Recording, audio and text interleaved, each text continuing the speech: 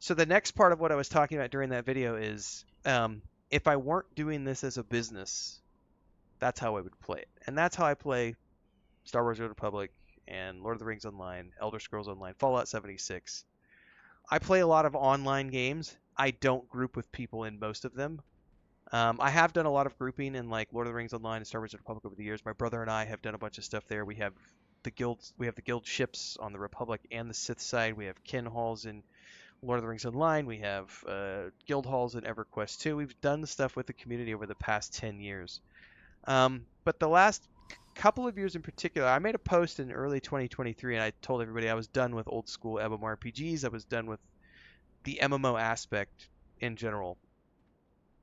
Um, and the only reason I even decided to consider World of Warcraft, because I was very much not, and my channel has grown in different directions since I stopped doing old school MMORPGs like several years ago.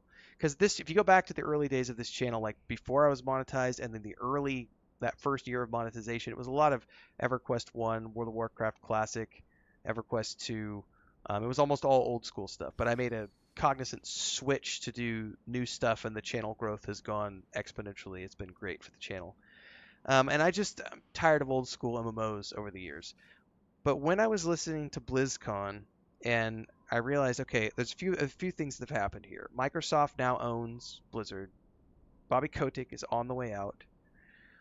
By the way, to give credit where credit is due, despite all the things that he is known for having done to the games over the years, he did just recently announce that um, he's not taking anything other than the base salary. So instead of getting this golden parachute of like however many millions of dollars it was, he's only taking the $65,000 that he's required to take by law for the CEO position or whatever it is in California. And all of those bonuses are tied to whether or not they meet the demands related to diversity and all the things that the company was plagued with. So I want to make sure I give credit where credit is due, because one of the reasons that I got interested in World of Warcraft was Bobby Kotick is out the door, Chris Metzen is back. I like Metzen's storytelling. Outside of World of Warcraft, I loved what he did with the Ouroboros, the tabletop Kickstarter that he did, and that tabletop RPG that they built. That was incredibly cool, and I loved seeing that happen. And the storytelling behind that was great. So when I found out he was coming back, I was like, okay, that's interesting. Then they announced Warbands, and I went, oh, so.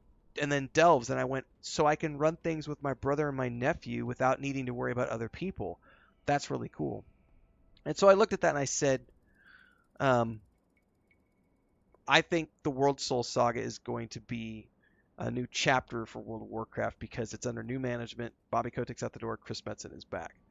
Obviously, a lot of the old guard are gone, Mike Morhaime and everybody else. But looking at where the game is going for the next 3 years, I said I can easily make a 3-year commitment to having World of Warcraft be my, one of the main things I cover on the channel. It's never going to be the only thing. This is a variety channel and always has been. But I can, I estimate that about 30% of what I produce right now is World of Warcraft content. Um, and from a business perspective, it's way better to do things in a community than it is in a closed space. So if you're someone who's considering content creation, um, and you're looking at ways to, get the most out of what you're doing for content creation, for growth on your channel and everything else, it is a far better idea to be a part of a guild than it is to play a lone wolf, because of the fact that you're going to find friends and people who will celebrate the fact that you're live and they want to be there, and it inspires other people to. We have a running joke in our guild right now that all I have to do, if we ever start seeing like if the numbers are lagging in certain areas, like, oh, maybe we need a couple more druids, right, for the raids or something, all I have to do is like create a druid and start playing the druid on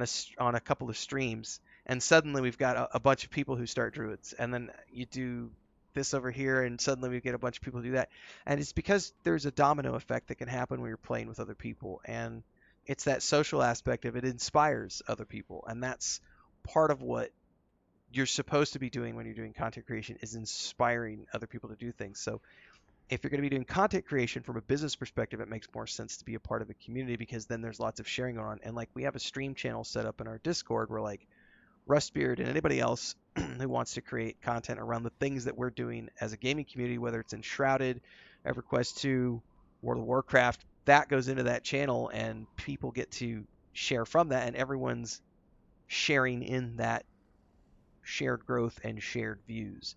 So from a business perspective, it makes more sense to play with other people than it does to just play in a social bubble. That's just something to think about.